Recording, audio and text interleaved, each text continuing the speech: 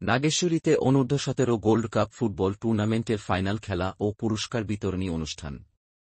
কুড়িগ্রামের নাগেশ্বরী প্রতিনিধির পাঠানো তথ্য ও ভিডিও চিত্রে বিস্তারিত। কুড়িগ্রামের নাগেশ্বরীতে উপজেলা প্রশাসন অনূর্ধ্ব-17 গোল্ড কাপ ফুটবল টুর্নামেন্টের ফাইনাল খেলা ও পুরস্কার বিতরণী অনুষ্ঠান হয়েছে। উপজেলা প্রশাসন ও ক্রীড়া সংস্থার আয়োজনে বৃহস্পতিবার বিকালে ডিএম একাডেমি ফুটবল মাঠে এই খেলা অনুষ্ঠিত হয়। দুধকুমার বনাম গঙ্গাধর ফুটবল একাডেমির মধ্যকার খেলায় 1-0 গোলে গঙ্গাধর ফুটবল একাডেমি বিজয় লাভ করে।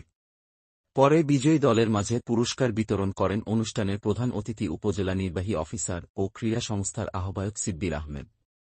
এ সময় আরও উপস্থিত ছিলেন যুব উন্নয়ন কর্মকর্তা ও ক্রীড়া সংস্থার সদস্য সচিব ময়দান আলী, ক্রীড়া সাংবাদিক মিজানুর রহমান মিন্টু, রেফারি আখেরুজ্জামান, জহুরুল হক, ক্রীড়া ব্যক্তিত্ব আফজাল হোসেন, ছাত্র প্রতিনিধি আতিকুর রহমান আকাশসহ স্থানীয় গণ্যমান্য ব্যক্তিবর্গ।